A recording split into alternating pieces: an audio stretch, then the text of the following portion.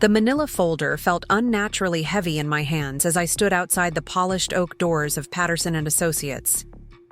Inside that folder lay 7 years of systematic exclusion, meticulously documented with dates, text messages, emails, and photographs, irrefutable evidence of how my children had been gradually erased from their paternal family traditions. My hands trembled slightly, not from nervousness, but from a strange mix of anticipation and resolve. Today, after years of calculated silence, I would finally speak my truth. I checked my watch, 2:17 p.m. The family inheritance meeting was scheduled for 2:30. I could already picture them inside. Michael in his tailored suit, probably seated at Mr. Patterson's right hand.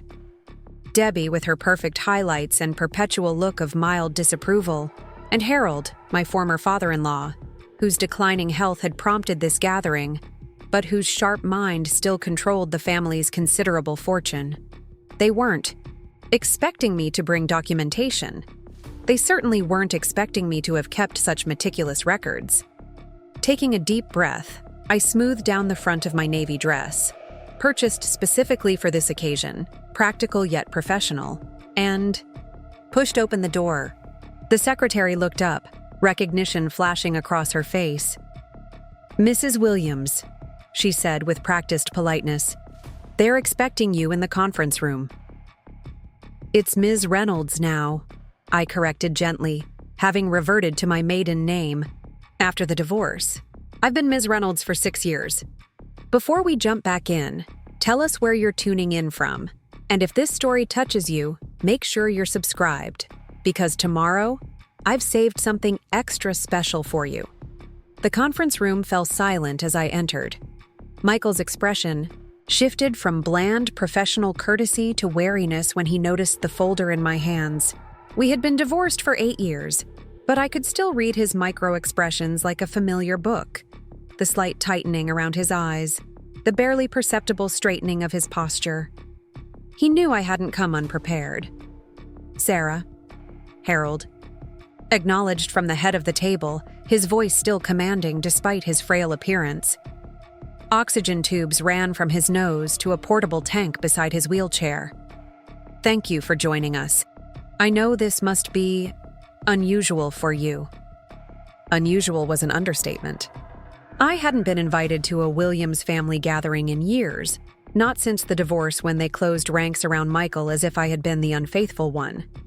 As if his executive assistant's pregnancy had somehow been my failure. "Not at all, Harold," I replied evenly, taking the only empty seat, directly across from Michael. "I'm here for Emma and Jason." Debbie cleared her throat, adjusting her statement necklace. "I'm not sure why the children couldn't attend themselves. They are adults now, after all. Emma is presenting at a medical conference in Boston today," I explained, though they should have known this.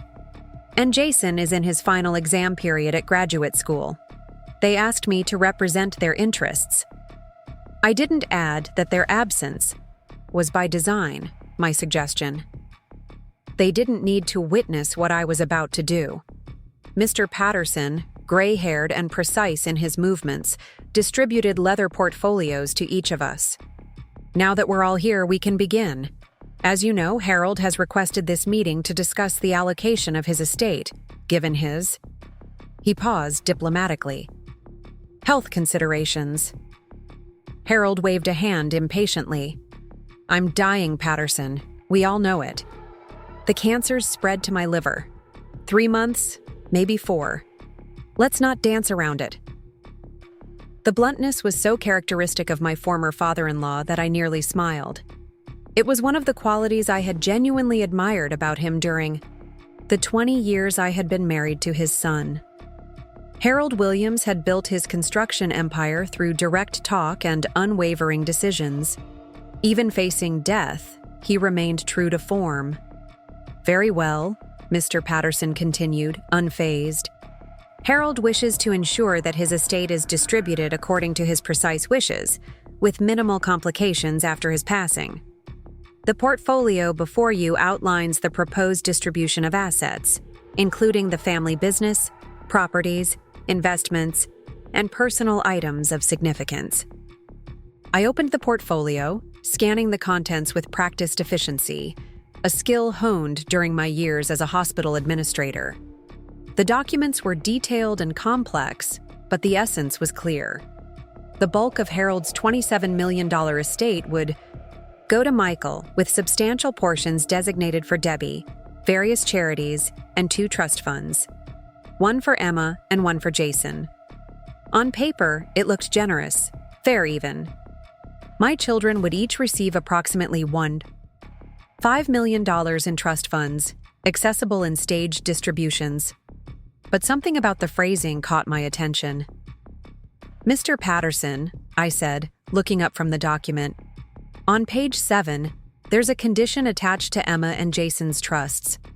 It states that the distributions are contingent upon their continued participation in Williams' family traditions and business interests.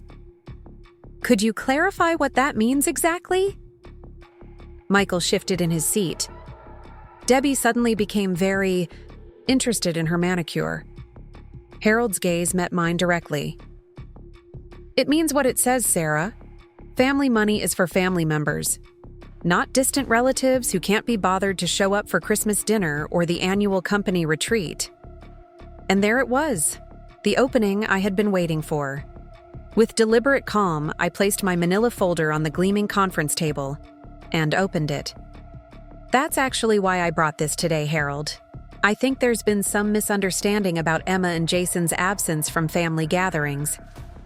I removed the first document, a simple spreadsheet with dates running down the left column.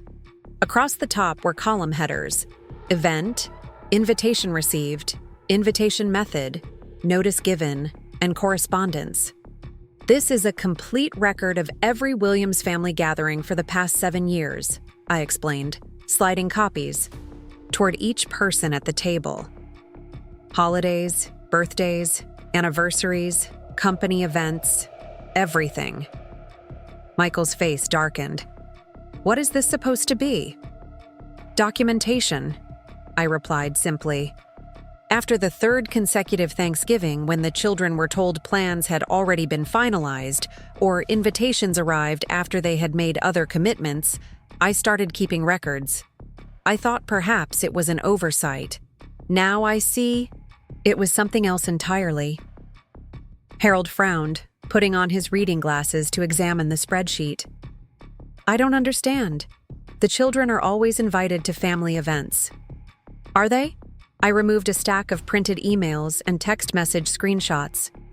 "Christmas 2019. Emma received an invitation on December 23rd for dinner on the 25th. She was already in Chicago with her in-laws, plans that had been made months in advance." I placed the evidence on the table. Thanksgiving 2020. Jason was told the gathering would be immediate family only due to the pandemic. Preparing and narrating this story took us a lot of time, so if you are enjoying it, subscribe to our channel. It means a lot to us. Now back to the story. Yet Debbie's children were there, as were Michael's new wife's parents. Another document joined the first. Easter 2021. Invitations sent to everyone via formal cards, except to Emma and Jason, who received last-minute text messages claiming their contact information had been misplaced. A third document. One by one, I laid out the evidence. A methodical timeline of exclusion. Invitations that arrived impossibly late. Events rescheduled without notifying my children.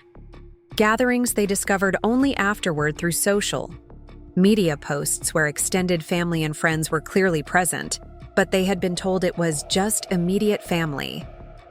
The conference room had grown uncomfortably silent. Mr. Patterson was examining the documents with professional interest. Debbie had gone pale. Harold's expression was unreadable, but his knuckles had whitened where he gripped the arms of his wheelchair. Only Michael seemed unmoved. "This is ridiculous," he finally said. "A divorced mother's conspiracy theory. You've clearly been poisoning the children against us for years." I had anticipated this response. Without breaking eye contact with my ex-husband, I withdrew the final piece of evidence from my folder, a USB drive.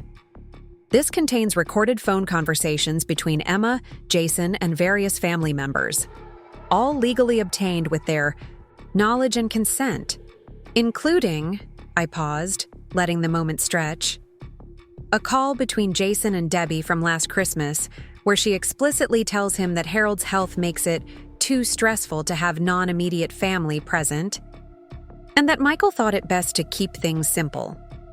I turned to Harold, whose expression had transformed from confusion to something harder, more penetrating. Your grandchildren have been systematically excluded from this family, Harold, not by their choice, and certainly not because they don't value William's family traditions. Michael stood abruptly. This is absurd. You've always been manipulative, Sarah, but this crosses a line. Dad? She's trying to manipulate you on your deathbed. Sit down, Michael. Harold's voice was quiet, but carried the unmistakable tone of command that had built his business empire. Michael hesitated, then slowly sank back into his chair. Harold turned his attention to the documents before him, methodically reviewing dates, correspondence, records that I had kept with almost obsessive precision. The room remained silent as he flipped through page after page, occasionally nodding or frowning. Finally, he looked up, first at Michael, then at Debbie. Explain yourselves. Debbie immediately began to cry, perfectly timed tears that had worked on her father her entire life. Daddy, you don't understand how difficult Sarah made everything after the divorce.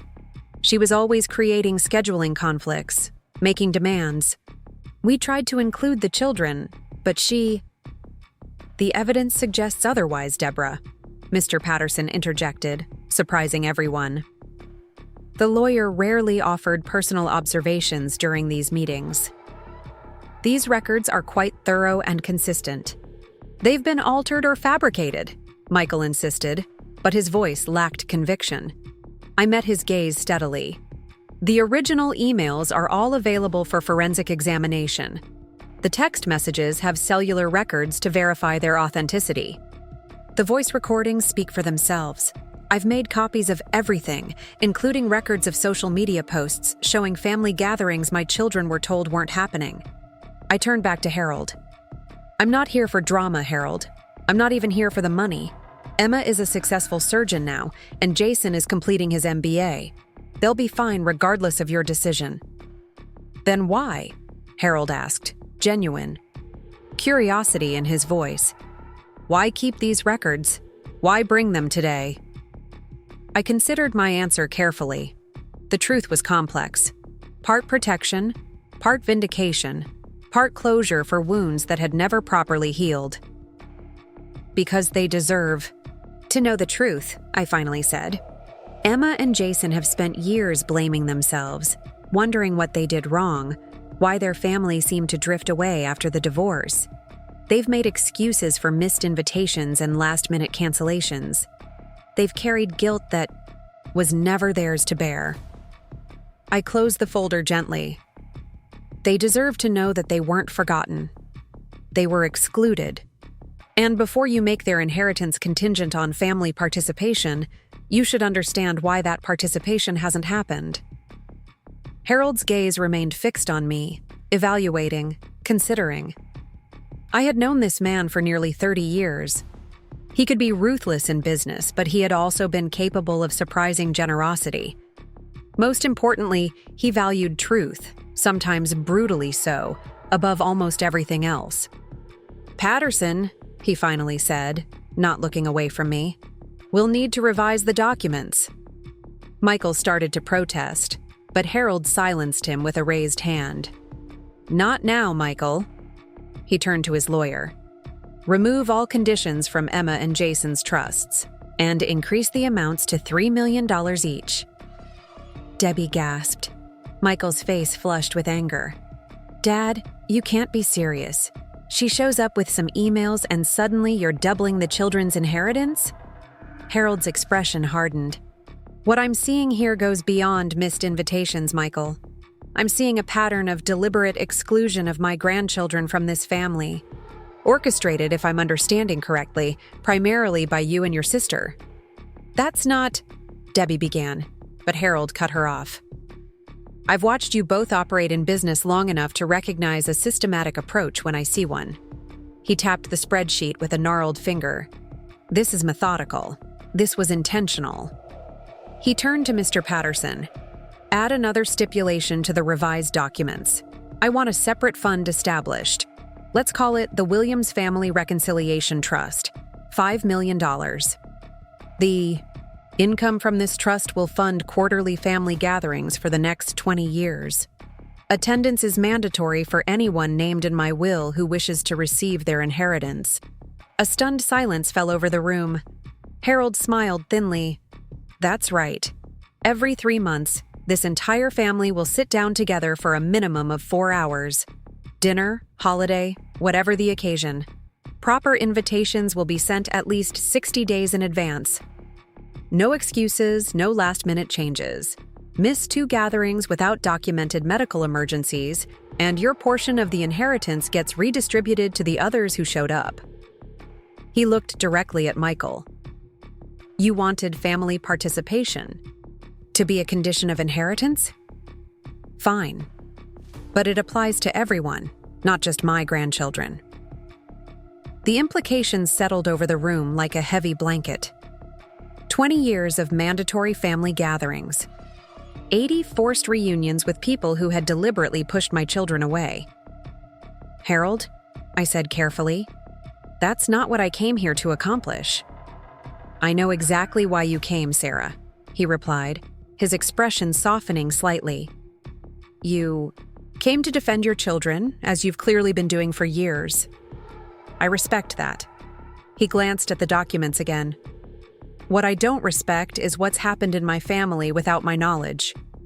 He leaned forward in his wheelchair, suddenly, looking every bit the formidable businessman who had built a construction empire from nothing. Michael, Debbie, you two have spent years maneuvering for advantage in this family, positioning yourselves and your interests ahead of everything else. I built this business for legacy, not for your personal fiefdoms. He turned back to me. The Reconciliation Trust stands. If Emma and Jason choose not to participate, that's their right.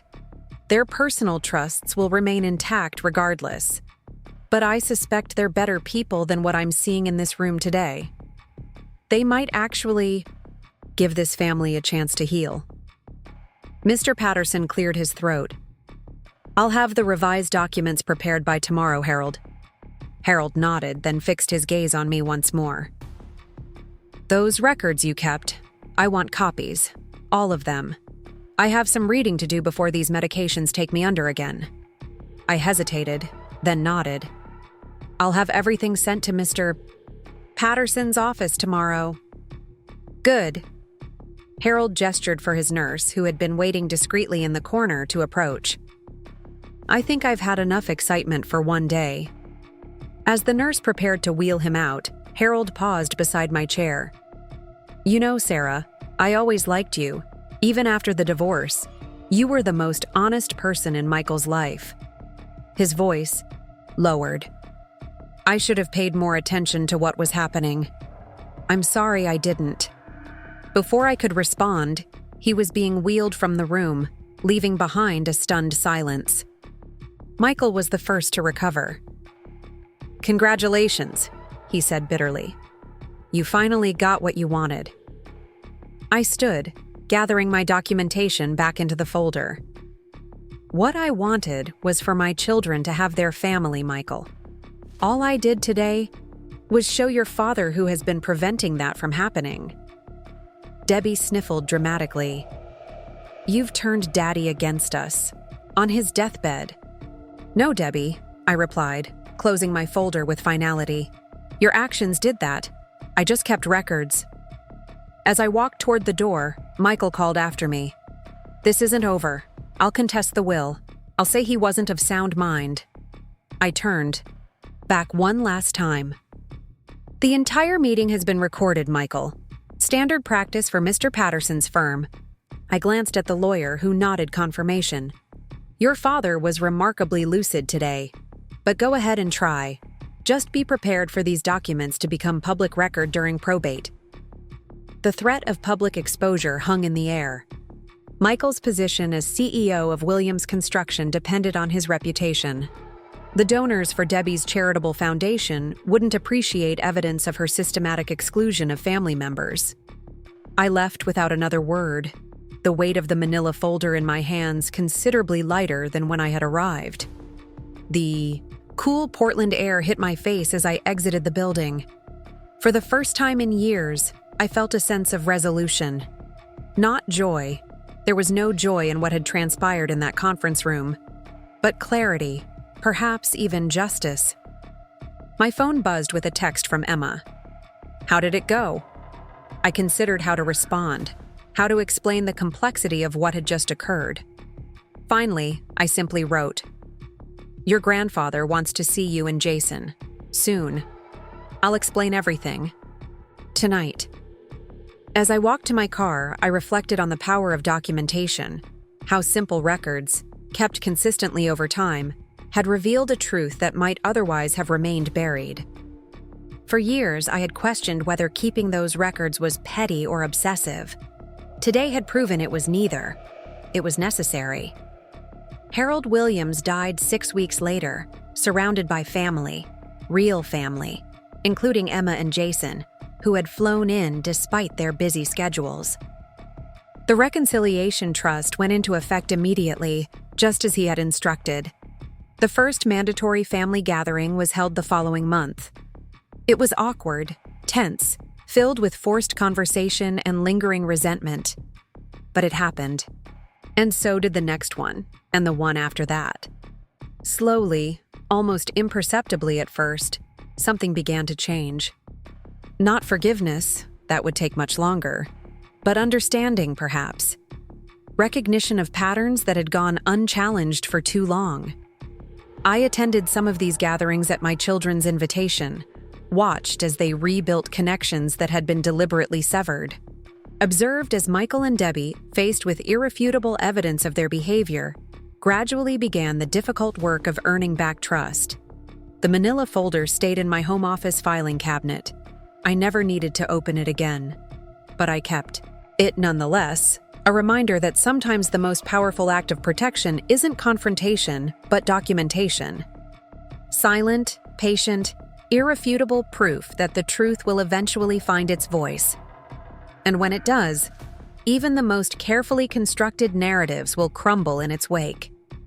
The drive home from Patterson's office felt surreal. Portland's familiar streets blurred past my windows as my mind replayed the inheritance meeting over and over. The stunned expressions, the damning evidence spread across the polished conference table, Harold's unexpected solution. I had spent 7 years meticulously documenting my children's exclusion from their paternal family, never certain how, or if, I would use that information. Now that I had, the aftermath stretched before me, uncharted and unpredictable. My phone buzzed repeatedly on the passenger seat. Michael, Debbie, even Mr. Patterson. I let it ring. I needed space to process what had happened, to consider the implications of Harold's dramatic restructuring of his will. The Williams family. Reconciliation Trust wasn't just financial engineering. It was emotional architecture, an attempt to rebuild connections that had been systematically dismantled. When I finally pulled into my townhouse driveway, the sky had darkened to deep indigo. I sat for a moment, gathering myself before facing the inevitable calls with Emma and Jason.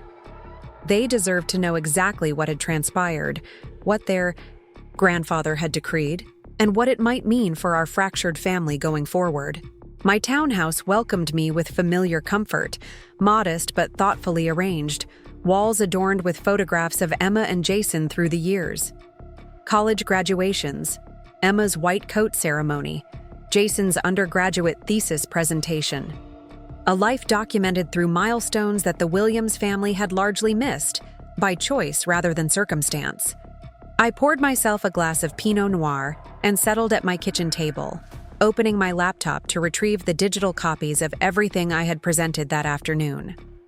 7 years of evidence, organized by date and event. The record of a deliberate campaign to distance my children from their paternal family heritage.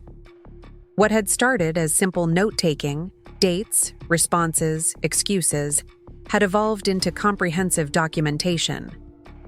For Easter 2017, I had a folder containing the group email sent to Williams family members on March 12th, announcing dinner at Harold's, the conspicuous absence of Emma and Jason from the recipient list, Jason's text to Michael on March 20th asking about plans, and Michael's March 30th response claiming it would be just a small gathering this year. The folder also contained Facebook photos posted by Debbie showing 23 people at the small gathering, including neighbors, business associates, and distant cousins. Each holiday, each family celebration, each company event, all meticulously chronicled with irrefutable evidence of exclusion. The pattern was undeniable when viewed comprehensively. Individual incidents could be explained away as oversight or miscommunication, but 7 years of consistent behavior revealed intentional design. My phone rang again. Emma, this time. I took a deep breath and answered. "Mom, what happened at the meeting?" "Jason and I have been texting and Grandpa's attorney called us both." "It's complicated, sweetheart," I began, unsure how to distill the afternoon's events into a simple explanation. "How much time do you have?" "I'm off rotation until tomorrow afternoon. Tell me everything." I recounted the meeting in detail. Harold's frail appearance but still commanding presence, the initial inheritance outline, the conditions attached to their trusts requiring continued participation in Williams' family traditions. "That's when I presented the documentation," I explained. "All of it. The spreadsheets, the text messages, the emails, the social media screenshots. 7 years of systematic exclusion laid out chronologically." "You actually showed them?" Emma's voice held equal parts awe and apprehension. "How did they react?" "About as you'd expect. Your father claimed it was manipulation on my part," Debbie cried. Mr. Patterson seemed genuinely surprised. I don't think he had any idea what had been happening. "And Grandpa?" I paused, remembering Harold's expression as he methodically reviewed page after page of evidence. He was devastated, and then determined. He completely restructured his will on the spot. I explained the Williams family reconciliation trust, $5 million dedicated to funding mandatory quarterly family gatherings for 20 years, with attendance required for inheritance eligibility. "He's forcing us to have family dinners from beyond the grave?" Emma's laugh held a note of disbelief. "Essentially, but he also removed all conditions from your and Jason's individual trusts and doubled the amounts to $3 million each regardless of whether you participate in the family gatherings." Silence stretched across the line as Emma processed this information. "So we're not obligated to attend, but everyone else is if they want their inheritance?" "Exactly. Your grandfather was very clear. You and Jason have choices. Michael, Debbie, and the others don't if they want their portions." Another lengthy pause. "That's actually kind of brilliant." "It's very Harold," I agreed. "Leveraging financial incentives to achieve emotional outcomes." "Did he say anything else? About us, I mean?" I hesitated, weighing how much to share. "He asked why you and Jason never told him directly about being excluded." I explained that you had tried early on but were told he was too ill or busy. "More lies," Emma said quietly. "Yes, he seemed genuinely hurt by that. I think he truly didn't know how thoroughly you'd been pushed out of family events." "Or didn't want to know," Emma suggested. "Grandpa has always been selective about which problems deserve his attention." Her perception was sharp as always. Harold Williams had built his empire through focused determination, sometimes at the expense of awareness of interpersonal dynamics. He saw what he chose to see, addressed problems he deemed worthy of his time and energy. Perhaps, I acknowledged, but he's addressing it now, in his way. Through financial control, as usual, Emma observed without rancor. It was simply a fact. Money had always been Harold's primary tool for shaping family behavior. What happens next? His attorney will prepare revised documents.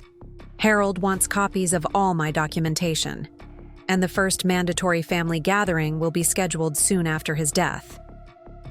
Which could be weeks or months, Emma said softly. The reality of Harold's terminal diagnosis hung between us. Yes, he asked to see you and Jason soon, if you can manage it. I think he wants to speak with you directly before. I let the sentence trail off, unnecessary to complete. I'll check my schedule tomorrow. Jason's exams end next week. We could potentially both fly out next weekend.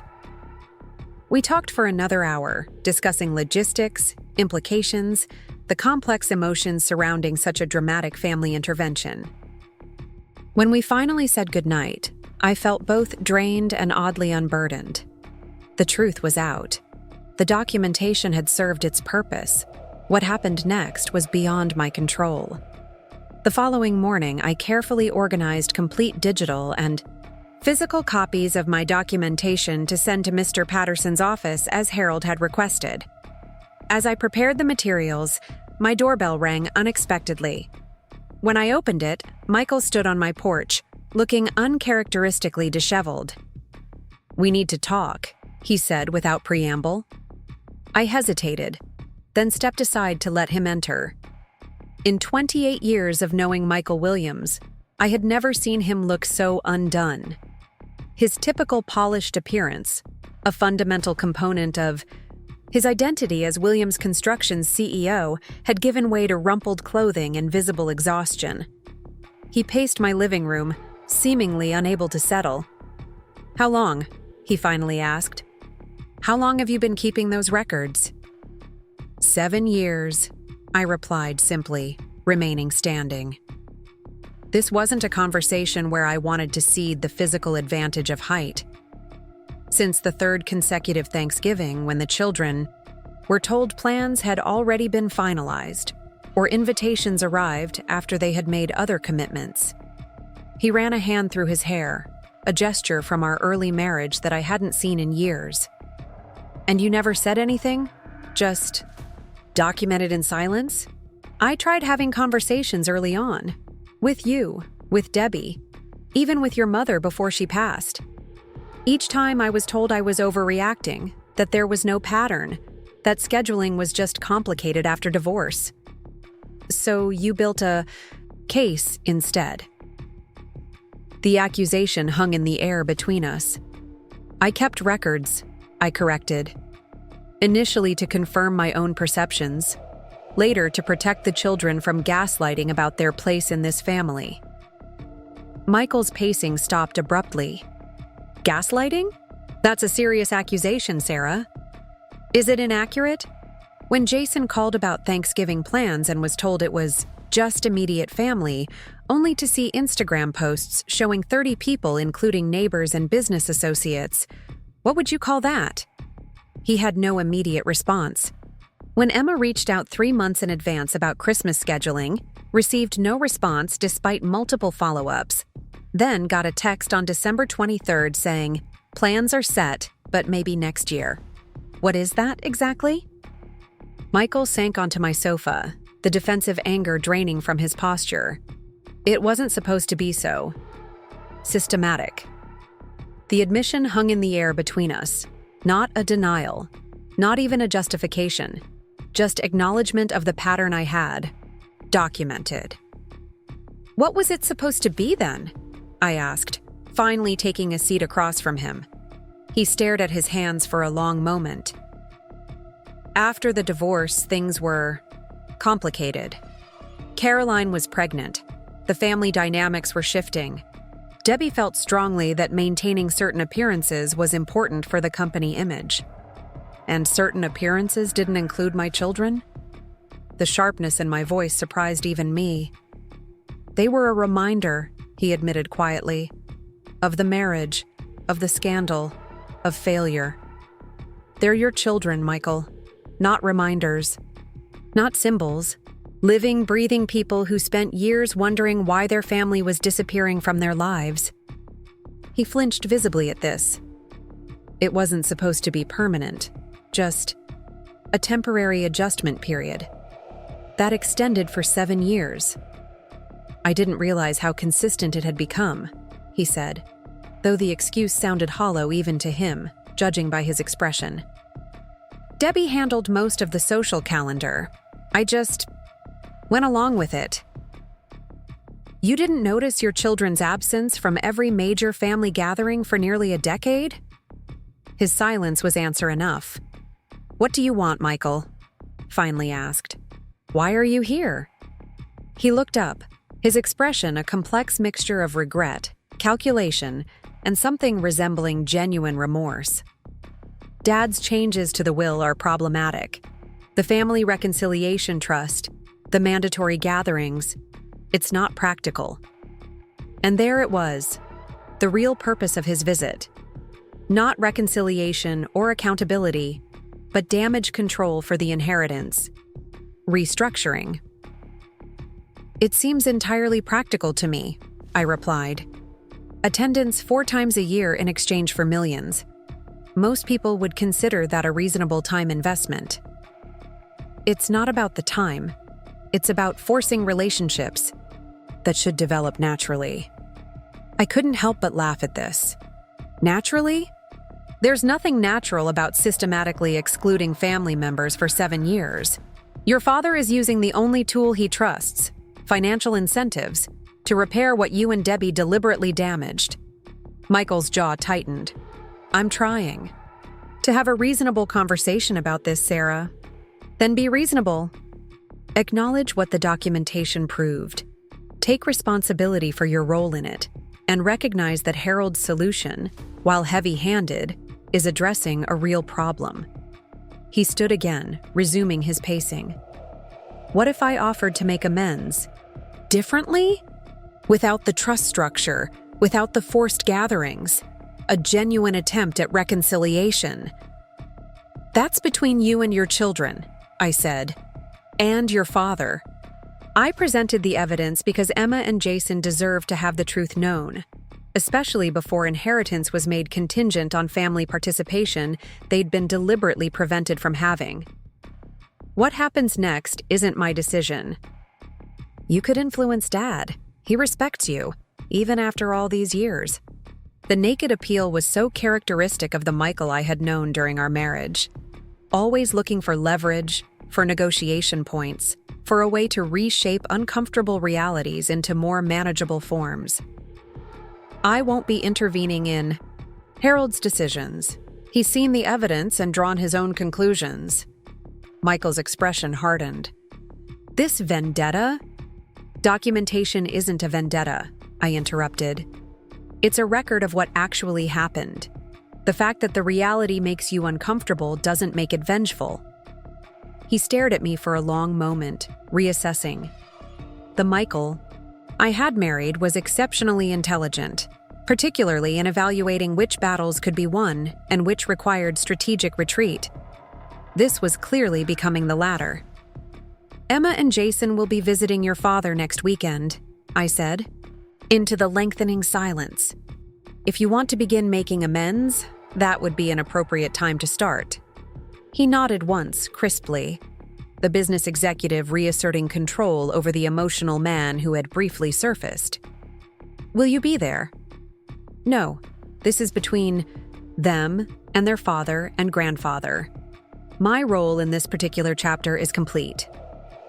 After Michael left, I sent the complete documentation package to Mr. Patterson's office via courier. Then I called Linda, needing the perspective of someone who knew me before I was Sarah Williams, before the divorce, before the 7 years of meticulous record-keeping. He actually admitted it? Linda asked when I recounted Michael's visit. Not in so many words, but essentially. He didn't deny the pattern, just claimed he hadn't realized how consistent it had become. Plausible deniability, Linda observed. A CEO's favorite shelter. Exactly. He was more concerned about Harold's solution than about addressing the underlying issue. Classic Michael, focusing on the financial structure rather than the emotional damage. And how are you feeling about all this? Linda's question was gentle but direct. You've been documenting this situation for 7 years. Now that it's out in the open, now that Harold has created this unusual intervention, what's next for you? It was a question I hadn't fully considered in the whirlwind of the past 24 hours. The documentation project had become such a constant in my life, updating after holidays, archiving text messages, maintaining chronological records, that its conclusion left an unexpected void. I'm not sure, I admitted. For so long, my role has been to track the pattern, to preserve evidence of what was happening to Emma and Jason.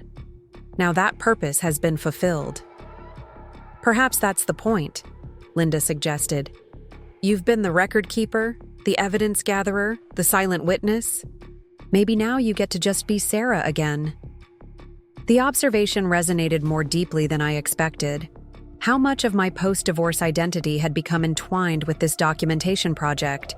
How much emotional energy had I invested in tracking the Williams family's systematic exclusion of my children? I think I'd like that, I said finally. To focus forward instead of continually archiving the past. The weekend arrived with a flurry of texts from Emma and Jason as they coordinated their visits to Portland. They would stay at my townhouse but spend substantial time with Harold at his Lake Oswego estate. I helped prepare their rooms, stocked the refrigerator with their favorite foods, and tried to give them space to navigate this complex family situation on their own terms. Jason arrived first, his lanky frame filling my doorway as he enveloped me in a hug that lifted me off my feet. At 25, he had grown into a thoughtful, perceptive young man with his father's analytical mind, and thankfully, none of his calculated emotional distance. "Let me look at you," I said, stepping back to appraise him. The East Coast business. School experience had refined his style. Tailored shirt, well-cut jeans, subtly expensive watch, but his warm eyes and genuine smile remained unchanged. "You look wonderful." "I look exhausted," he corrected good-naturedly. "Final exams are brutal, but I wouldn't miss this conversation with Grandpa for anything." Emma arrived 3 hours later, direct from her flight from Boston. At 28, she carried herself with the confident competence of a surgical resident, her movements precise and deliberate, her observations razor-sharp. "Mom," she said, hugging me tightly. The famous documentation finally made its debut. I still can't believe you actually showed them everything. "It was time," I said simply. Harold needed to know the truth before making inheritance contingent on participation in family events that you'd been systematically excluded from. We spent the evening catching up, carefully avoiding deep discussion of the upcoming meetings. With Harold. This was family time, our small resilient unit of 3 that had weathered divorce, relocation, and years of navigating complex Williams family dynamics. In the morning, they left together for Harold's estate. I busied myself with mundane tasks, laundry, grocery shopping, responding to work emails, anything to keep from obsessing about what might be transpiring at the lakeside mansion where I had once been mistress, where family gatherings had once been calendar fixtures rather than documented absences. They returned late afternoon, their expressions thoughtful but not distressed. We settled in my small backyard garden, the spring. Air mild enough for outdoor conversation. "How was Harold?" I asked, pouring iced tea for each of us. "Weaker than I expected," Emma admitted. "The cancer has progressed significantly, but his mind is still sharp as ever." "What did he say about everything? About the documentation?" Jason leaned forward, elbows on knees. He had reviewed all of it. Every spreadsheet, every text message, every social media screenshot.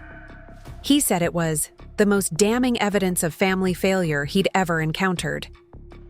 He was furious, Emma added. Not at you for keeping records, but at Dad and Aunt Debbie for orchestrating what he called the systematic erasure of his grandchildren from family life. He actually used those words? I asked, surprised by the directness. Grandpa's never been one to mince words, Jason said with a small smile.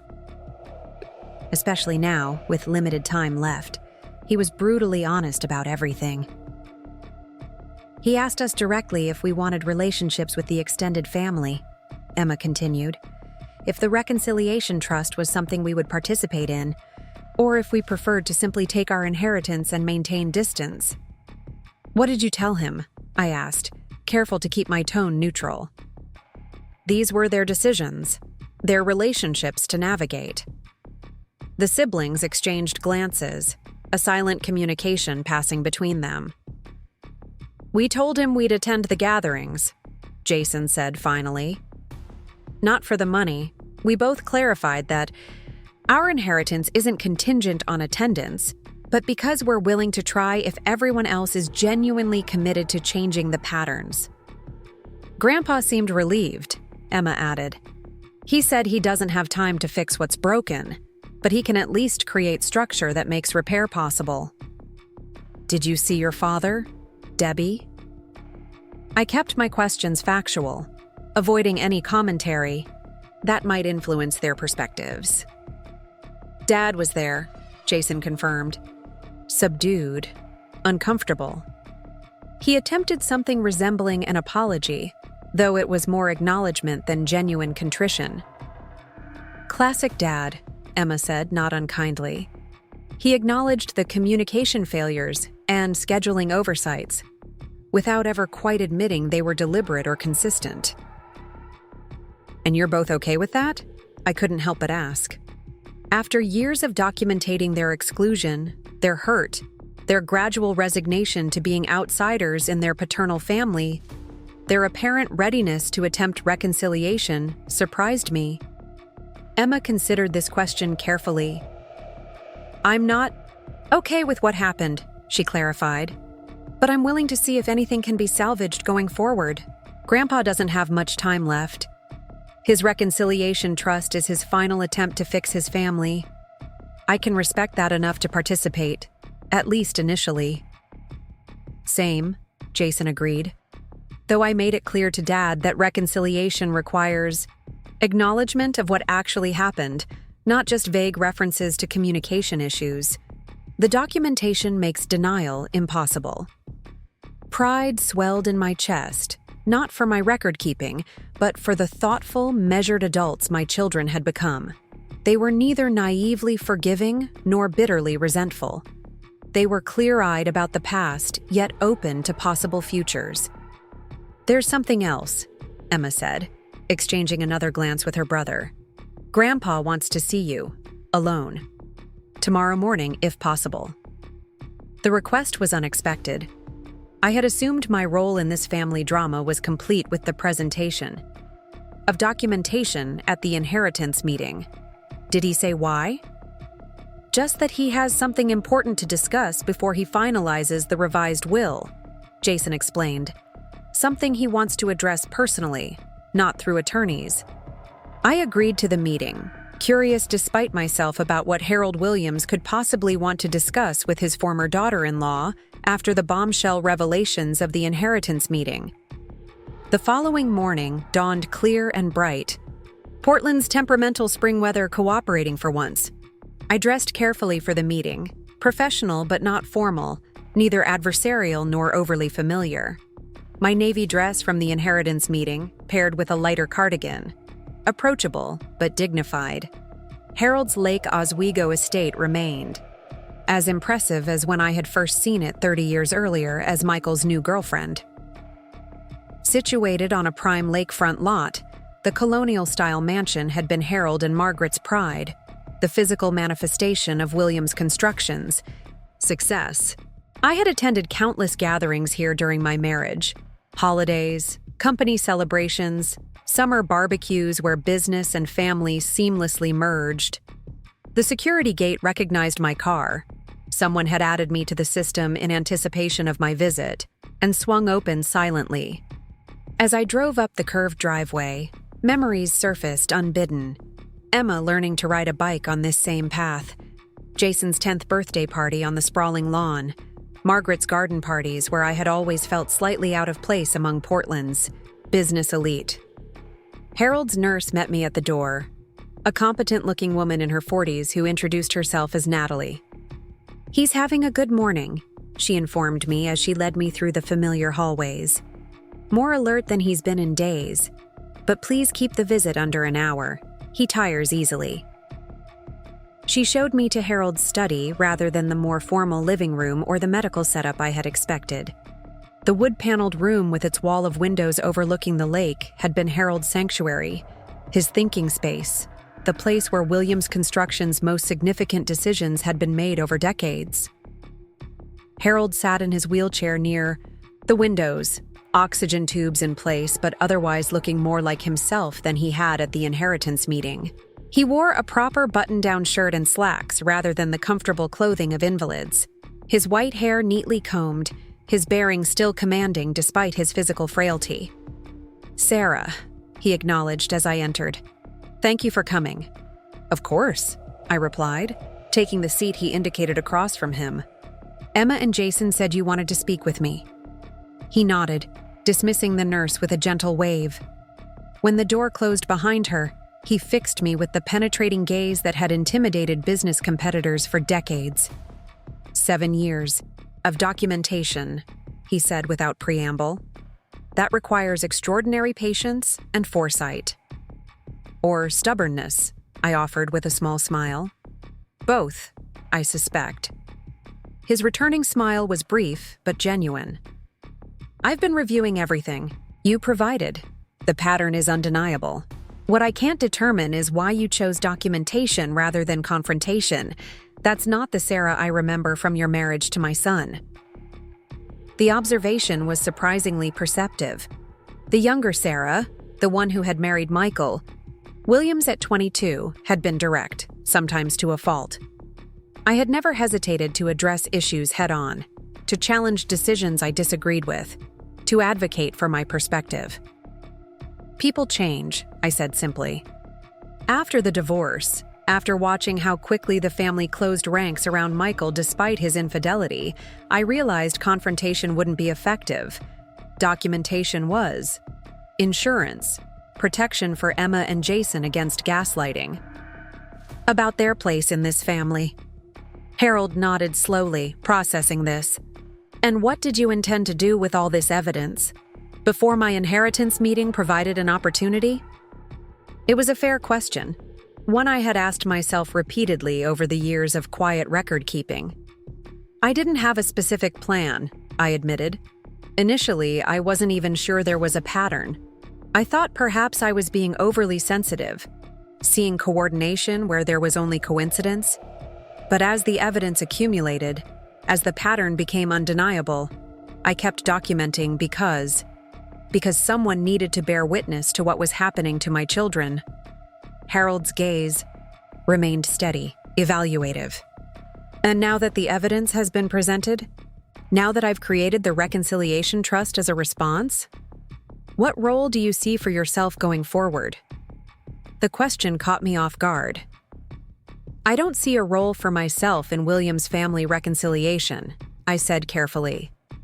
"I provided the documentation because Emma and Jason deserved to have the truth acknowledged before inheritance was made contingent on family participation they'd been deliberately prevented from having. What happens next is between you, them, Michael, and the others." Harold's expression shifted to something I couldn't quite interpret. Not quite approval, not quite skepticism, perhaps something closer to thoughtful assessment. "That's a very clean separation," he observed. "Very contained." "It needs to be," I replied simply. "I'm not part of this family anymore. I haven't been for 8 years." And yet you maintained meticulous records of family events for 7 of those 8 years, he pointed out. That suggests continued investment, even from a distance. His perception was uncomfortably accurate. For Emma and Jason's sake, I clarified. Not for my own. Harold nodded slowly, then reached for a folder on the side table beside his wheelchair. With hands that trembled slightly from either illness or medication, he extracted a single document and extended it toward me. I'd like you to review an addition to my revised will, he said, before it's finalized. Curious, I accepted. The document. It was a single page, detailing a new provision separate from both the reconciliation trust and the individual inheritances for family members. As I read, my confusion deepened. The documentation trustee position? I looked up, meeting Harold's steady gaze. I don't understand. The reconciliation trust requires someone to oversee its implementation, he explained. Someone who understands the importance of record keeping, of accountability, of ensuring patterns don't reemerge. Someone who has already demonstrated both the capacity and commitment to document truth, even when inconvenient. The implication was clear, but so unexpected that I needed confirmation. You want me to serve as trustee? To oversee the family gatherings mandated by your will? Harold nodded once decisively. For a reasonable compensation, detailed on page 2, you would document attendance, ensure proper notice of gatherings, maintain records of compliance, and report to Patterson quarterly on whether inheritance eligibility requirements are being met. The irony was almost too perfect, appointing the family's documenter in exile as official record keeper for forced reconciliation. Why me? Why not Mr. Patterson or another neutral third party? Patterson handles the legal and financial aspects, Harold replied. But this requires someone who understands the family dynamics, who recognizes patterns, who has demonstrated commitment to accurate documentation, even when it's difficult or inconvenient. I reread the provision, noting the authority it granted, the independence it established from William's family influence, the clear parameters of responsibility. Have you discussed this with Michael or Debbie? No, Harold said bluntly. And I don't intend to. This is my will, my estate, my decision. They'll discover this provision along with the finalized reconciliation trust terms. They won't be pleased. Their pleasure isn't my concern. Effectiveness is. His expression softened slightly. You don't need to decide immediately. Take the document, review it carefully, consider the implications. But I'll need your answer within the week if you want any modifications to the terms. I folded the document, uncertain how to respond to this unexpected development. After 7 years of unofficial documentation, Harold was offering me an official role, with compensation, authority, and continued connection to the family that had systematically excluded my children. I'll think about it, I promised, tucking the document into my purse. But I need to be clear about something, Harold. If I were to accept this role, it would be about maintaining accountability, not exacting revenge. I have no interest in punishing Michael or Debbie for past behavior.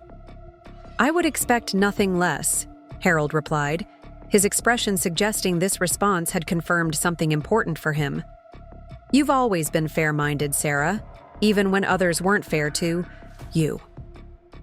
As our conversation drew to a close, Harold seemed to hesitate, something unusual for a man known for decisive action. There's one more thing, he said finally. Something I should have said years ago when the divorce happened.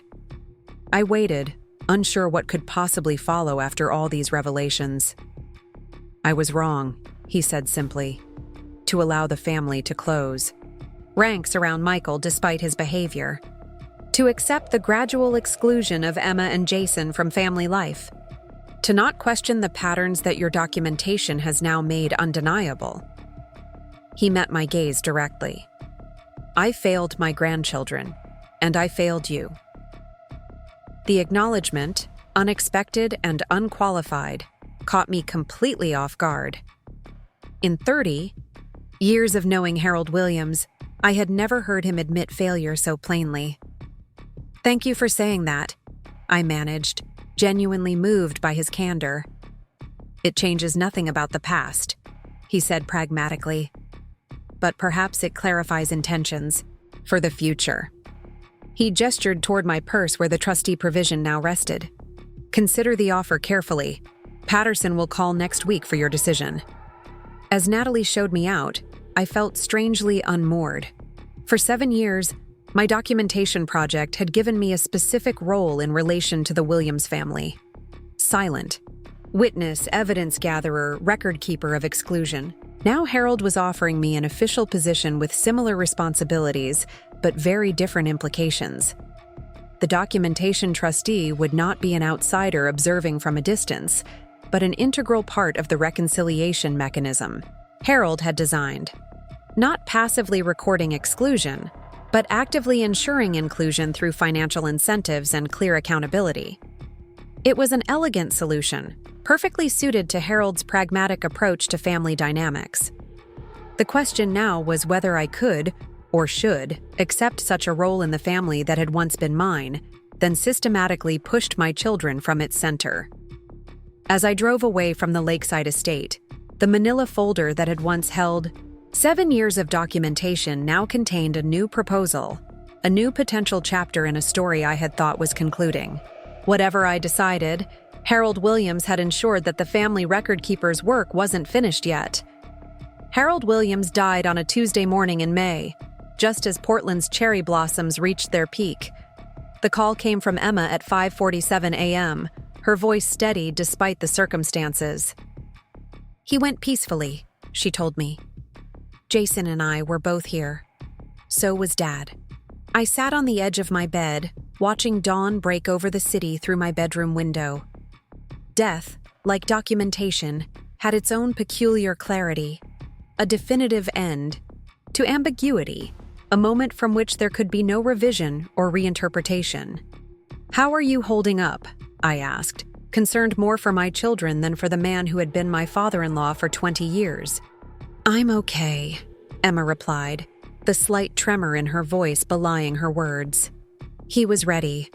We had good conversations these past few days. He seemed resolved." "And your father?" I asked carefully, aware of the complex dynamics that would now shift without Harold's commanding presence. "Devastated, though trying not to show it. You know, Dad, emotions are inconvenient disruptions to be managed rather than experienced." The observation was astute, if slightly harsh. Michael Williams processed grief through action, through business, arrangements, through practical decisions that created the illusion of control amid chaos. I had witnessed it when his mother Margaret died 12 years earlier. The funeral plans approached like a business merger, the estate management handled with clinical precision. "The attorneys will be contacting you," Emma continued. "Grandpa made some final adjustments to the will yesterday.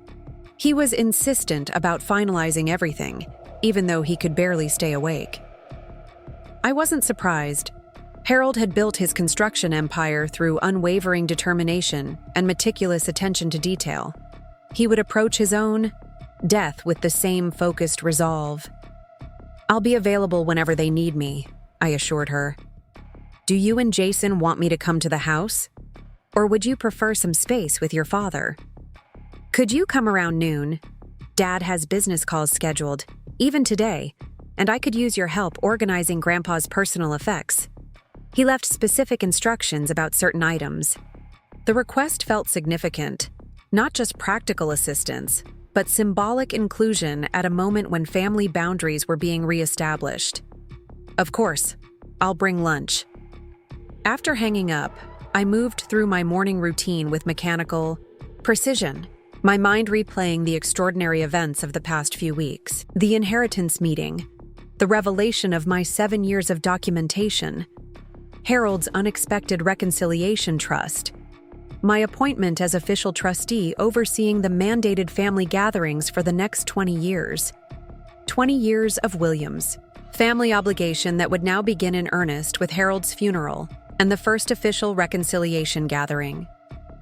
20 years of continuing my role as record keeper, transformed from silent witness to authorized overseer with legally defined powers. When I arrived at Harold's estate that afternoon, the atmosphere had shifted from terminal care to somber transition. The medical equipment was already gone, the hospital bed removed from the study. In death, as in life, Harold Williams moved efficiently from one phase to the next, no lingering or unnecessary sentiment. Emma met me at the door, her surgical resident's composure momentarily cracking as she accepted my embrace. "Thanks for coming," she murmured against my shoulder. Jason appeared in the hallway behind her, his face drawn. "Mom." The single word carried volumes of emotion as he joined our embrace. For a moment, we stood together in the entryway of Harold E. Williams' mansion, our small, resilient family unit of 3 that had weathered divorce, exclusion, and now the complexity of reconciliation on Harold's posthumous terms. "Where's your father?" I asked softly as we separated. "Conference call in Grandpa's office," Jason replied with a hint of familiar frustration. "The company doesn't stop for death, apparently." "That's his way of coping," I reminded him gently. "Whatever my personal feelings about Michael, I wouldn't encourage bitterness in our children. Everyone processes grief differently." We moved to the kitchen, where I unpacked the lunch I'd brought. Simple sandwiches, fresh fruit, and the chocolate chip cookies that had been a staple of family gatherings during better times. As we ate, Emma and Jason shared details of Harold's final days, the lucid conversations, the explicit instructions about funeral arrangements, the surprising moments of vulnerability from a man known for his stoic pragmatism. He talked about you, Jason said, meeting my gaze across the table. About how your documentation forced him to confront what had been happening in his family without his knowledge. Or without his acknowledgement, Emma added, ever precise in her assessments. I think he knew, on some level, that we'd been gradually pushed out of family events. He just didn't want to address it until your evidence made denial impossible. What matters is that he did address it, ultimately, I said. The Reconciliation Trust is his attempt to repair what was broken. While controlling us from beyond the grave, Jason observed, though without rancor. Classic grandpa, if you can't fix it in life, design a financial mechanism to force the issue after death. His characterization was so accurate that we all smiled, finding unexpected lightness in the recognition of Harold's consistent approach to family dynamics. After lunch, we moved to Harold's study to begin the task of sorting his personal effects. The oak-paneled room felt different without his commanding presence.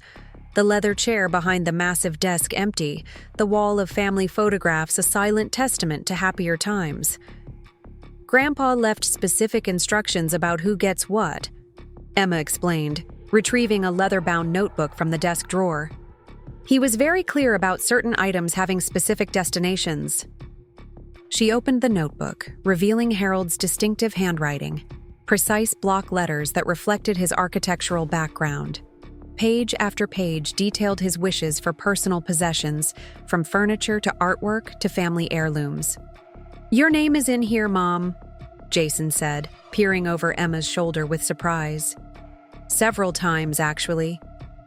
"That can't be right," I replied, genuinely confused. While Harold and I had maintained cordial relations after the divorce, I certainly didn't expect to be included in his distribution of personal effects. "Let me see." Emma handed me the notebook, pointing to a section midway through. There, unmistakably, was my name beside several significant items. Sarah Reynolds, the complete set of architectural drawings from my first 5 commercial projects, currently in the flat files in my home office. She appreciated their historical significance more than anyone else in the family. Sarah Reynolds, the Ansel Adams photograph from my office. She admired it consistently during family gatherings, and unlike others, recognized it wasn't just decorative, but important American. Photography. Sarah Reynolds. The complete meeting minutes from Williams Construction's first 20 years in business. She understands the value of thorough documentation. The last item was accompanied by a margin note in Harold's hand, particularly appropriate given her new role as documentation trustee. I looked up from the notebook, momentarily speechless. These weren't token gestures or obligatory acknowledgments of a former family connection. These were thoughtfully selected items reflecting 2 decades of conversations, shared interests, and mutual respect that had apparently survived 8 years of post-divorce distance. "He really did respect you," Emma said softly. "Even after everything." Before I could respond, Michael appeared in the doorway, his expression a carefully composed mask of professional grief, the appropriate CEO mourning his founder father. "Sarah?" he acknowledged, his tone neutral. "Thank you for coming. The children mentioned you'd be helping with personal effects." "Of course," I replied simply. Whatever our complicated history, today wasn't the time to resurrect old conflicts. "I'm sorry for your loss, Michael. Your father was an extraordinary man." He nodded once, accepting the condolence without further comment. Patterson called. He's scheduled the will reading for Friday morning. As documentation trustee, your presence is required. So he knew about my appointment. His carefully controlled expression revealed nothing about his feelings on the matter, but the slight tension in his jaw suggested he was less than pleased with Harold's decision to grant his ex-wife oversight of the family reconciliation process. "I'll be there," I confirmed. "Good." He glanced at his watch, a habitual gesture that had irritated me during our marriage. "The funeral home will be arriving at 4 to discuss arrangements. I've requested a traditional service at First Presbyterian, followed by a private interment at Riverview. Debbie is handling the reception details." His methodical approach to his father's death was so characteristic that I felt a pang of unexpected familiarity. This was the Michael I had known for 28 years, organized, efficient, emotionally contained. The man who approached personal tragedy with the same strategic planning he applied to corporate acquisitions. "Will you attend the funeral?" he asked, the question directed at me rather than our children. "If it would be appropriate," I replied carefully. "I respected your father greatly, but I don't want to create awkwardness at a difficult time." "Dad," Emma interjected before Michael could respond. "Of course Mom should attend. Grandpa specifically included her in his personal distributions. He clearly considered her important right until the end." Michael's gaze shifted to the notebook. In my hands, his expression flickering briefly with something unreadable. "I wasn't aware of that, but Emma's right. You should attend. It's what Dad would have wanted." With that concession, he excused himself to prepare for the funeral home meeting, leaving me with the children to continue sorting through Harold's meticulous instructions for his possessions. The remainder of the afternoon passed in a blur of memories unearthed through objects. Photographs I hadn't seen in years, holiday ornaments the children had made as teenagers, awards and commendations that traced Harold's remarkable career. Through it all, Emma and Jason shared stories, sometimes laughing, occasionally tearing up, processing their grief through recollection and narrative. At exactly 4 o'clock, Michael returned to announce the funeral director's arrival. "We'll be meeting in the living room," he informed us. "You're welcome to join if you'd like input on the arrangements." The invitation, though formally extended to all 3 of us, seemed primarily directed at Emma and Jason. Still, I accompanied them to the living room, taking a seat slightly apart as Michael efficiently outlined Harold's prearranged funeral. Plans to the director. Everything had been decided in advance, of course. Harold Williams had approached his death with the same meticulous planning he'd applied to construction projects. Specific hymns selected, preferred scripture readings, identified, pallbearers named, Jason among them, even the reception menu predetermined. As Michael reviewed these details with the funeral director, I observed him with the emotional distance that 8 years of separation had finally granted me. He was still handsome at 52, his dark hair now distinguished with silver at the temples, his posture impeccable in his tailored suit. The same external package that had once been the polished facade of our marriage. What struck me now was how much he resembled Harold in mannerism, if not appearance. The precise gestures, the incisive questions, the quiet authority that expected compliance rather than requested it. He was truly his father's son in approach, if not always in character. When the meeting concluded, Michael surprised me by asking if I could stay for a private conversation after the others departed. There are some logistical matters regarding the trustee position we should discuss, he explained. Of course, I agreed, curious about what approach he would take now that Harold's oversight was gone. Would he challenge my appointment? Attempt to negotiate different terms? Simply acknowledge the new reality? After Emma and Jason left to pick up dinner for later, Michael led me to Harold's study, neutral territory that belonged to neither of us, but carried the weight of William's family authority. Patterson shared the final trustee provisions with me yesterday, he began without preamble, settling into a visitor's chair rather than claiming Harold's seat behind the desk, a small but noticeable choice. Dad was quite thorough in defining your role in the Reconciliation Trust. He was, I agreed, taking the adjacent chair. The position comes with significant responsibilities, but also clear limitations. Michael nodded, his expression thoughtful rather than confrontational.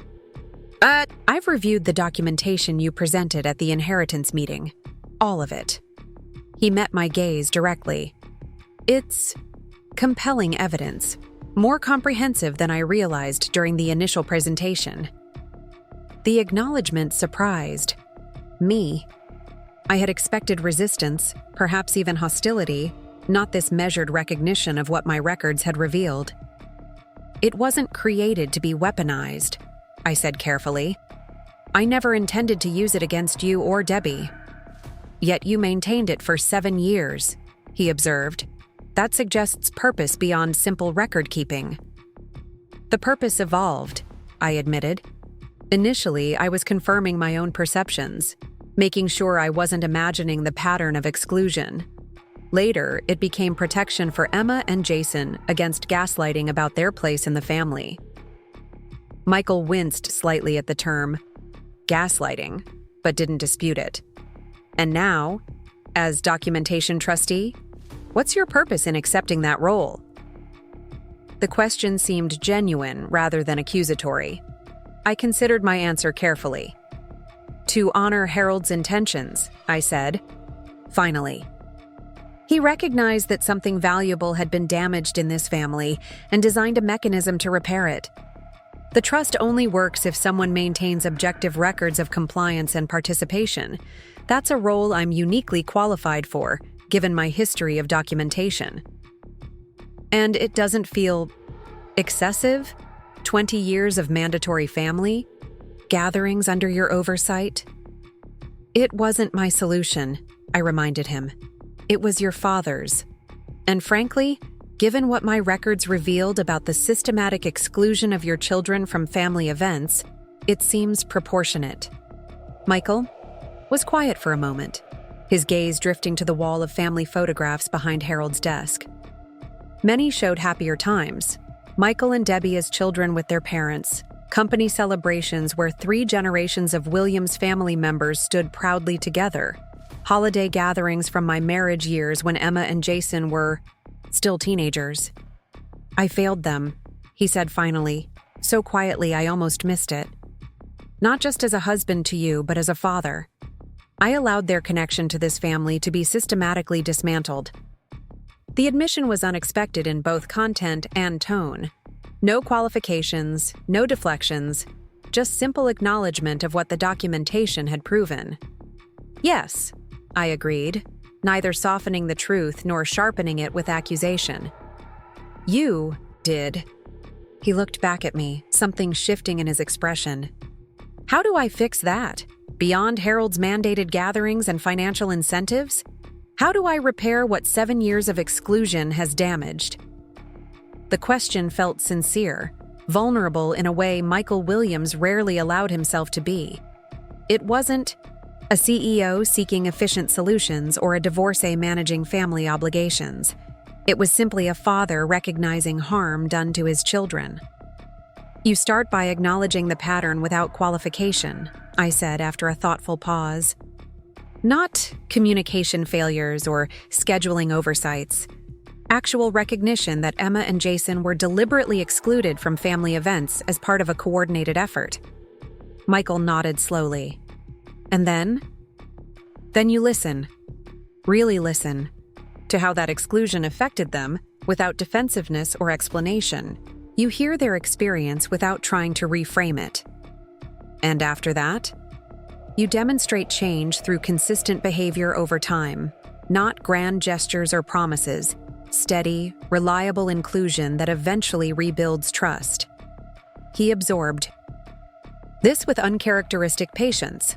None of the reflexive problem-solving or immediate action planning that had been his standard approach during our marriage. "Will you help?" he asked finally. Not just as the documentation trustee enforcing Harold's reconciliation structure, but as their mother. Will you support reconnection rather than reinforcing separation? The question struck at the heart of my own complex feelings about this situation. For 7 years, I had documented their exclusion, creating an irrefutable record of systematic distancing. Now I was being asked to facilitate reconnection, to support healing of the very wounds I had so meticulously cataloged. I will never stand between Emma and Jason and their relationship with you or the extended family, I said carefully. I've never wanted them to lose those connections, but I won't pretend the past didn't happen either. Reconciliation requires truth, not amnesia. Truth and documentation, Michael acknowledged with a faint smile that held no humor. Dad knew exactly what he was doing when he appointed you trustee. Our conversation was interrupted by Emma's return, her head appearing around the doorframe. "Food's here if you're hungry, Mom. We got enough for everyone if Dad wants to join us."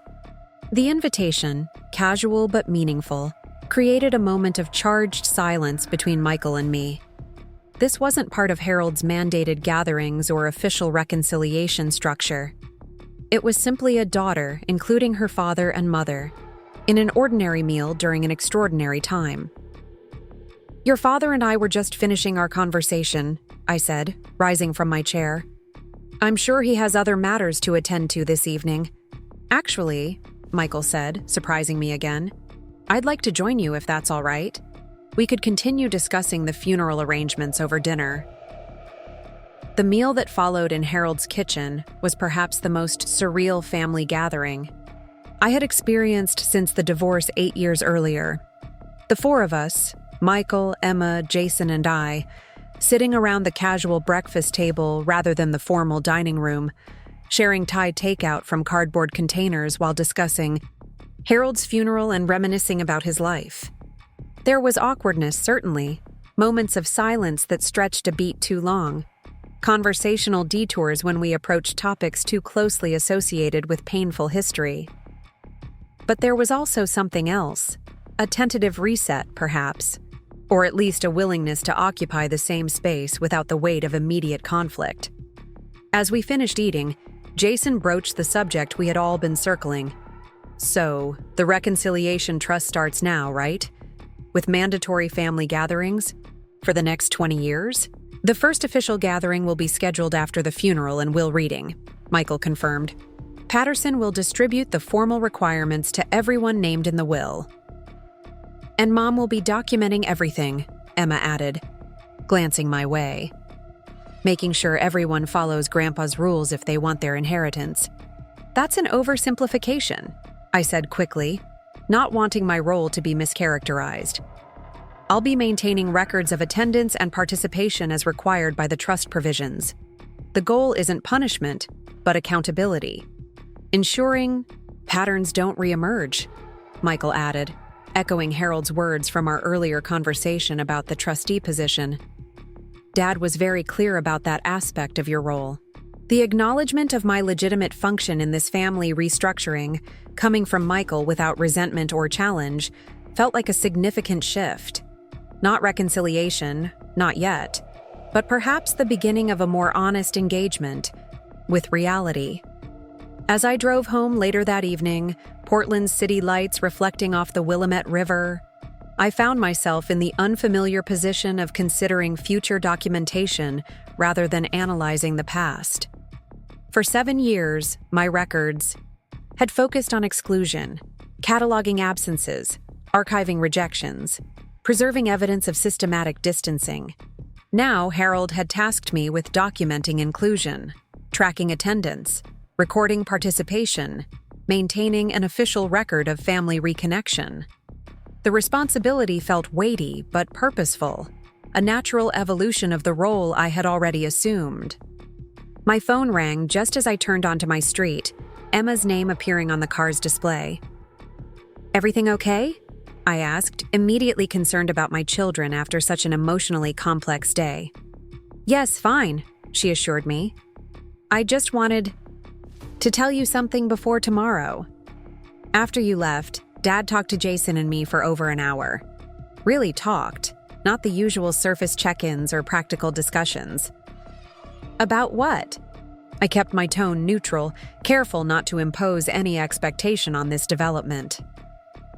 "About the documentation. About seeing 7 years of systematic exclusion laid out chronologically." He said. She paused, her voice softening. He said, "It was like seeing our family through a different lens, one that revealed patterns he'd either ignored or failed to recognize." "That's significant," I acknowledged, choosing my words carefully. "Recognition is an important first step."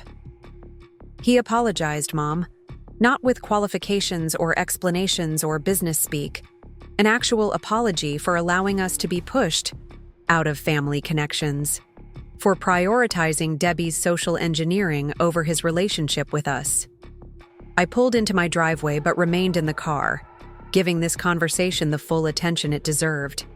"How do you feel about that?"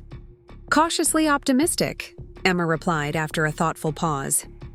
One conversation doesn't erase 7 years of pattern, but it's something, more than we've had before. "Your grandfather's reconciliation trust is already having an effect," I observed, even before the official gatherings begin. "It's not just the trust," Emma said softly. "It's your documentation. Grandpa created the financial incentive for change, but your evidence made denial impossible. You gave us the foundation for any potential healing." After we said goodnight, I sat in my darkened car for several minutes, absorbing the implications of this unexpected development. For 7 years, I had maintained my records in isolation, uncertain if they would ever serve their intended purpose, of protecting my children from gaslighting about their place in the Williams family. Now those same records had apparently catalyzed something I hadn't dared to hope for. Genuine recognition from Michael about the pattern of exclusion, and a first step toward meaningful reconciliation, independent of Harold's mandated gatherings. As I finally entered my townhouse, I reflected on the strange journey that had brought me to this moment. From rejected wife to meticulous documenter, to officially appointed trustee overseeing family reconciliation. None of these roles had been what I expected for myself when I married into the Williams family at 22, or even when I was divorced from it at 42. Yet here I was at 50, holding the responsibility of shepherding Harold's final attempt to repair his fractured family legacy. 20 years of documenting attendance at mandatory gatherings, 20 years of maintaining records of compliance with inheritance conditions, 20 years of continued connection to the Williams family dynamics I had so carefully chronicled from a distance. The weight of this future felt both daunting and oddly right, a natural extension of the role I had already assumed as family truthkeeper. Harold Williams, with his pragmatic insight and clear-eyed assessment of character, had recognized what perhaps I hadn't fully acknowledged to myself. That my 7 years of documentation hadn't just been about protecting my children from gaslighting, but about preserving the possibility of eventual reconciliation based on honest recognition of what had happened. As I prepared for bed, my gaze fell on the copy of Harold's trustee provision on my bedside table. The official title, Documentation Trustee, seemed to capture both my past role and future responsibility. I had documented exclusion for 7 years as an unofficial family observer. Now I would document inclusion for 20 years as Harold's designated representative. The symmetry wasn't lost on me. Neither was the responsibility. Whatever happened in the coming years of mandated Williams family gatherings, I would maintain my commitment to accurate record-keeping, to truth over convenience, to patterns over isolated incidents. It wasn't the role I would have chosen for myself. But after 7 years of documenting my children's systematic exclusion from Williams family traditions, perhaps it was the role I had been preparing for all along. The first official gathering. Under Harold's reconciliation, trust took place exactly 1 month after the will reading. Patterson had distributed formal notifications to everyone named in the will, detailing the trust requirements with legal precision. Quarterly family gatherings for 20 years, minimum 4-hour attendance, proper documentation of participation, and clear consequences for non-compliance. Miss 2 gatherings without medical emergency documentation, and your portion of the inheritance would be redistributed among those who showed up. As documentation trustee, I had selected a neutral location for this initial event, a private dining room at Riverside Gardens, an upscale restaurant situated along the Willamette River with views of downtown Portland.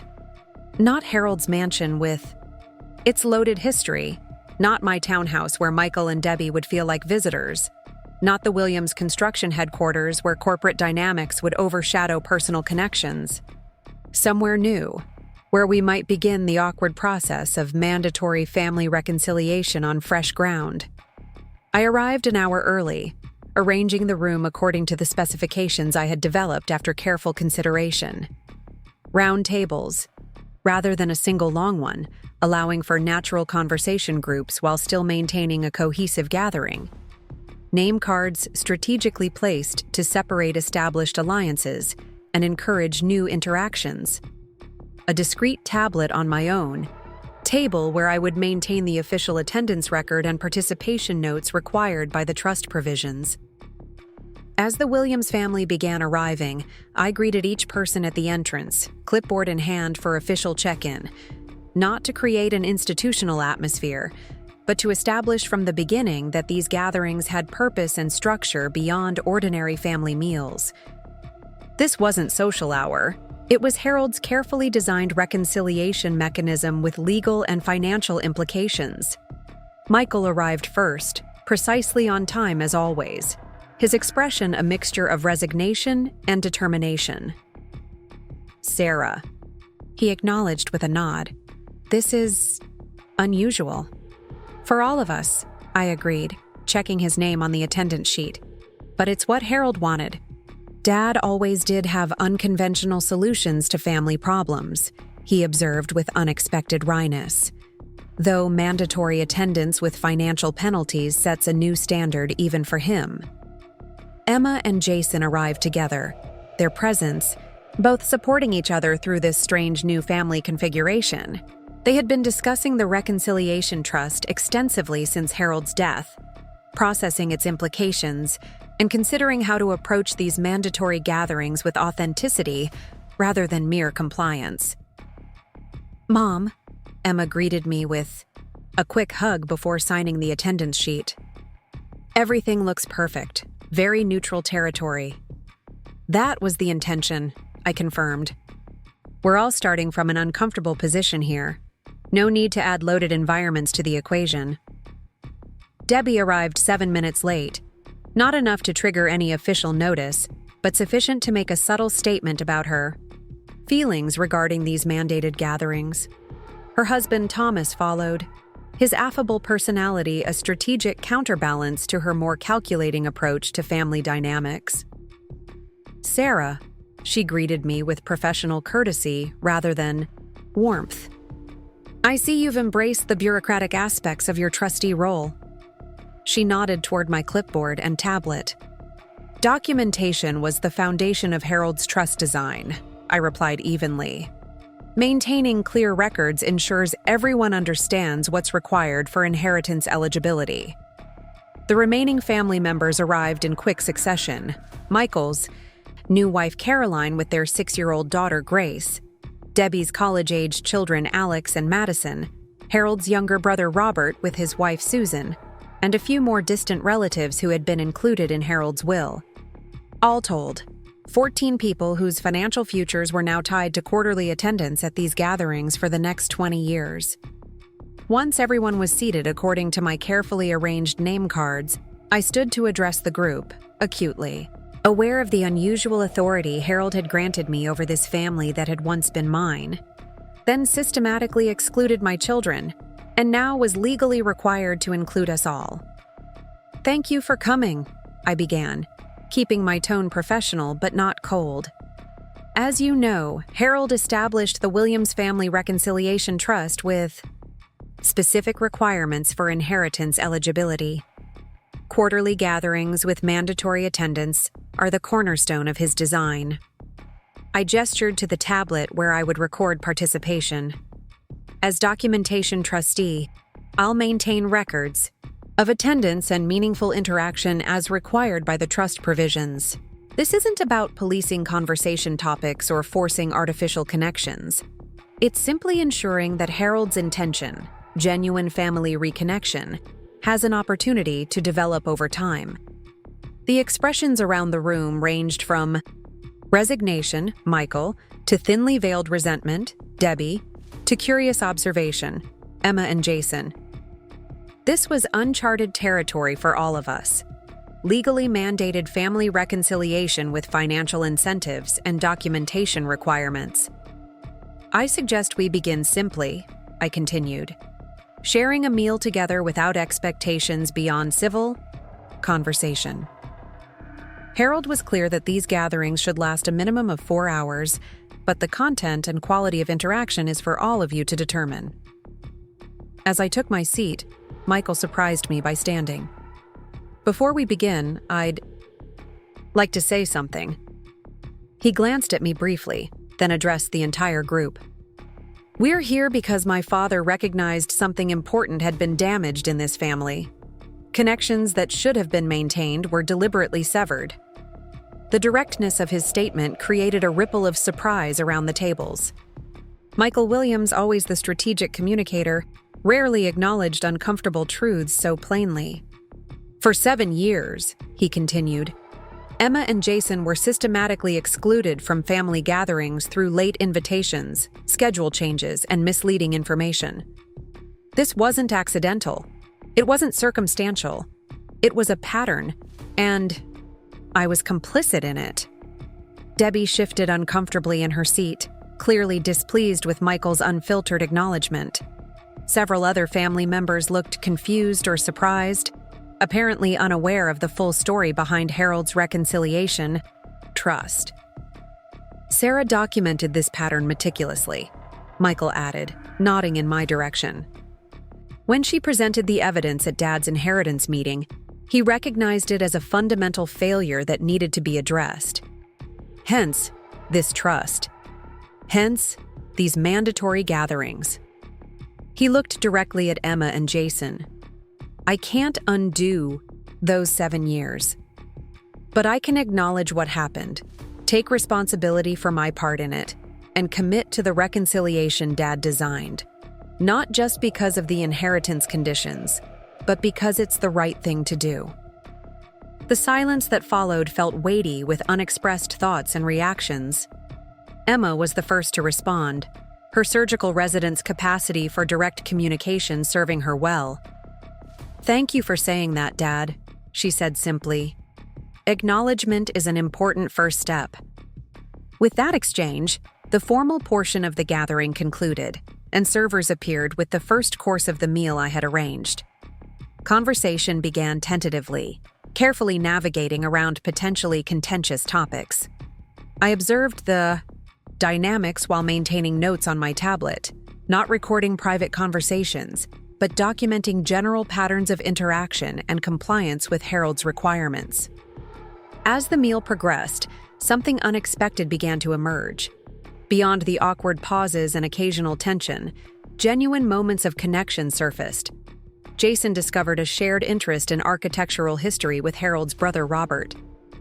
Emma and Caroline found common ground discussing medical ethics, with Emma's surgical training complementing Caroline's background in healthcare administration.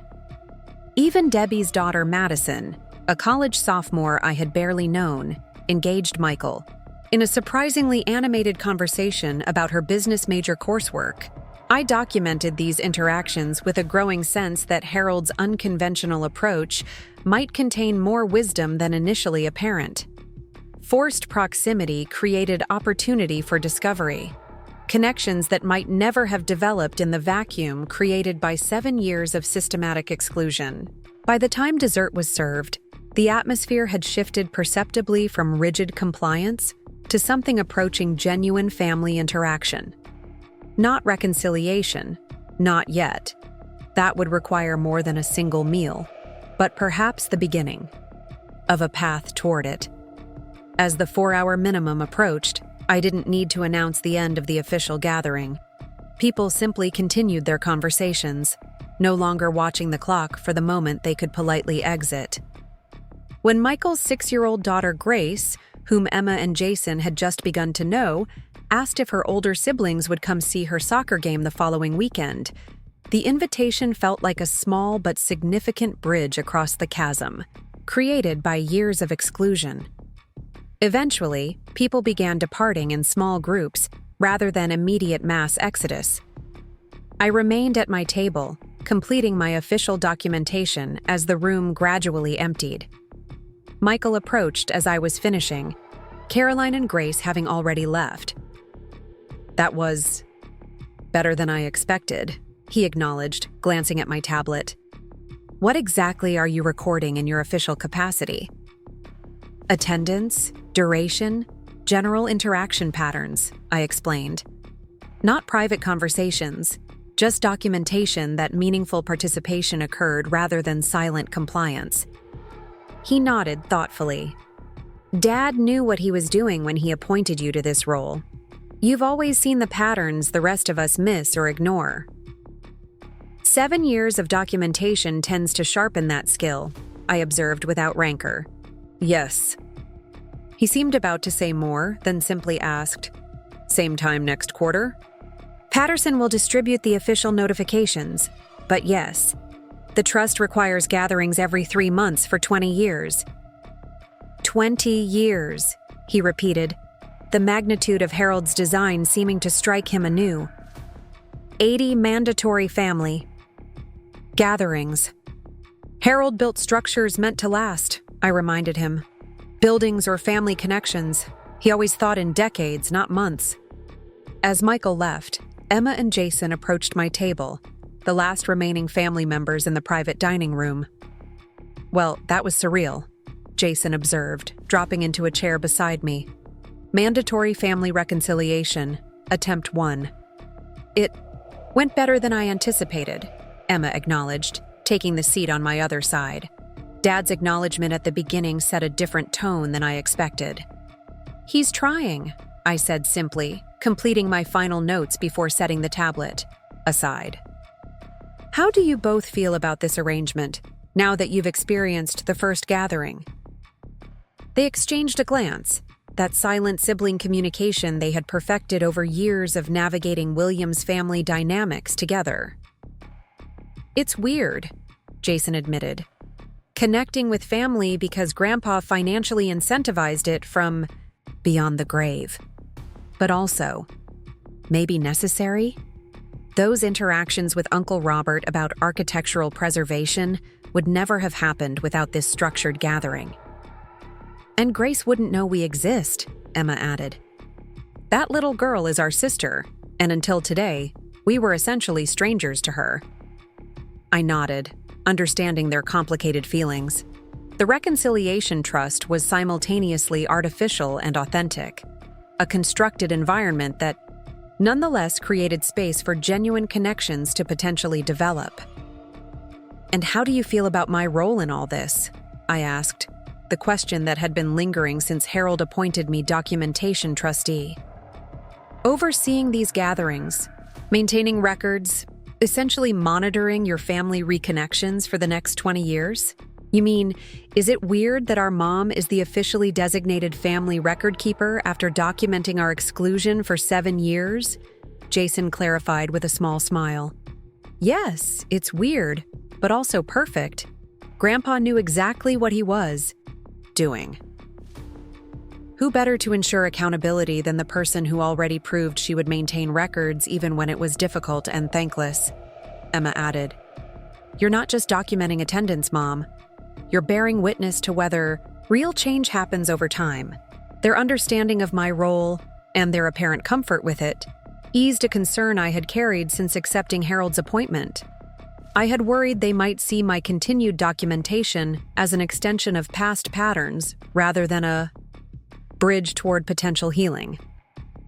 "The next 20 years will be interesting," I acknowledged, gathering my materials as we prepared to leave. 80 mandatory gatherings is either Harold's most brilliant design or his most controlling imposition, depending on how you look at it. "Maybe both," Jason suggested. "Grandpa never did anything with just one purpose in mind." As we walked together to the parking lot, I reflected on the strange journey that had brought us to this point. 7 years of documenting exclusion had culminated in an official role overseeing inclusion. The meticulous records I had kept in isolation had become the foundation for Harold's ambitious reconciliation design. What had begun as protection for my children against gaslighting had evolved into structural support for rebuilding the very connections that had been systematically dismantled.